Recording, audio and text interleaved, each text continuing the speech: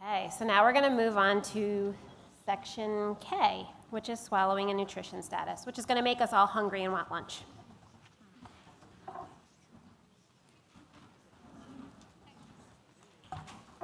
Okay, so again, we have the objectives for this presentation. We're going to illustrate a working knowledge of section K, swallowing and nutritional status, articulate the intent of section K, interpret the coding options for the new item K0100 and when they would be applied, and apply coding instructions in order to accurately code practice scenarios. So, section K is a new item, and section K is assessed on admission only and is used for, can anybody answer that question? What do you think it's used for? Yes, that's right, risk adjustment with the pressure ulcers. The intent of section K is to assess a patient's swallowing or nutritional status. So let's look at K0100.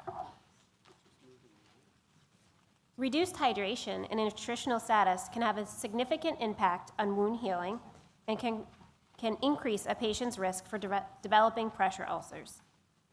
Many disease processes can affect a patient's ability to swallow safely. Impaired swallowing can cause choking and aspiration, as well as place a patient at increased risk for dehydration, aspiration pneumonia, and malnutrition. So let's look at some steps for assessment of section K. The following steps are how we would assess it. During the 3-day assessment period, ask the patient if he or she has any difficulty swallowing. Observe the patient during meals or at times when he or she is eating, drinking, or swallowing. So think about when the nurses are giving medications, that could be also a time where you're assessing the patient's ability to swallow.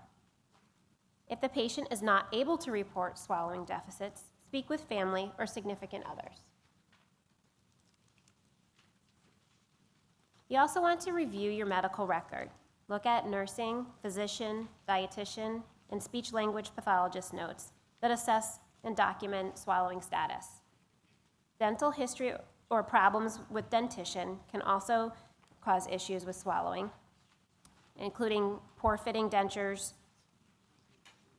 mouth sores, tumors, or any pain with food consumption. So you want to also observe their dental history. So here are the coding instructions for section K0100. Section K is a multi-select assessment, so you would check all that apply. So A is regular food, solids and liquids swallowed safely without supervision or modified food or liquid consistency. B is modified food consistency or supervision. So the patient requires modified food or liquid consistency, such as a pureed diet, or the patient requires supervision during eating for safety reasons. And C is tube or parental feeding. Tube or parental feeding used wholly or partially as a means of sustenance.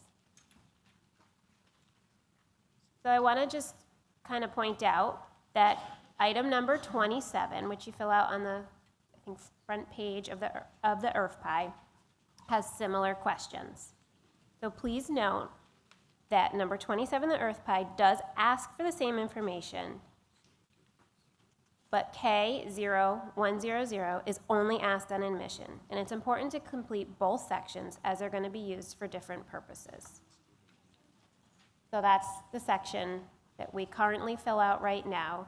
The section we can actually see improvement. So if a patient comes in and they're on tube feed, they'd be a 1 at admission, and you see the progression. The other one is going to be used, section K, for risk adjustment. Okay, so let's try a practice coding scenario. Mr. L has significant dysphagia. He only takes in about 25% of a pureed diet with pudding thick liquids. He receives nocturnal tube feeds to meet his caloric needs. So go ahead and grab your devices.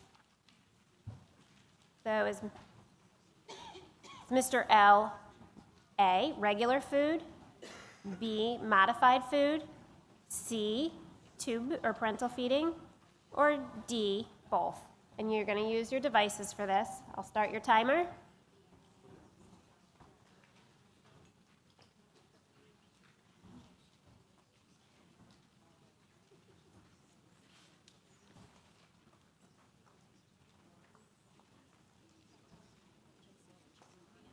All right, you think we're ready to show the answer?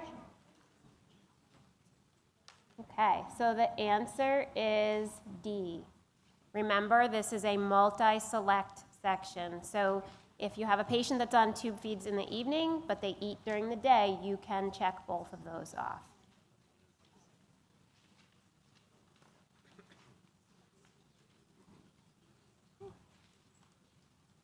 All right, so let's summarize Section K.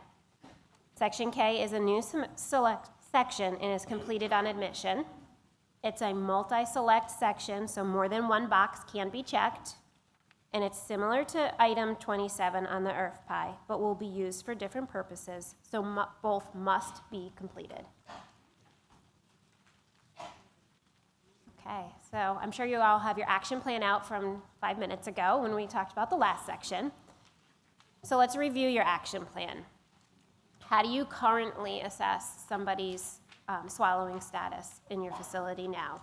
In our facility, our PPS coordinator, our outcomes coordinator, she sits through team rounds. She's listening. Did somebody, is somebody on tube feeds?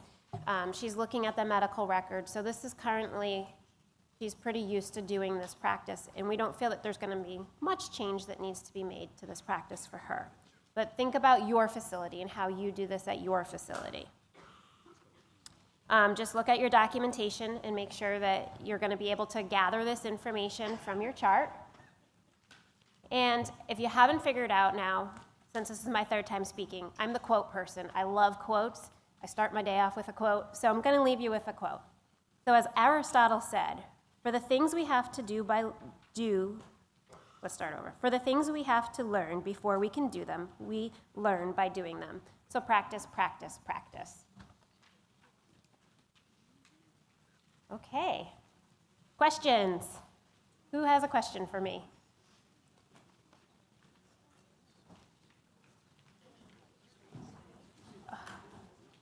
So close.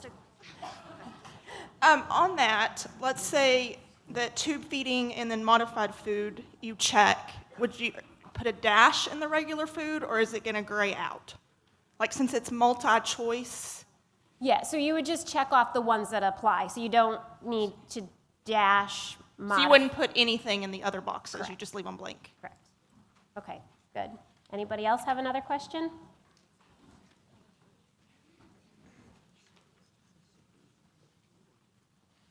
Hi, I'm Jason from University Hospital. From my understanding, item number 27, swallowing status, is an optional in the current IRF-PAI. We don't have to fill it out when we send it.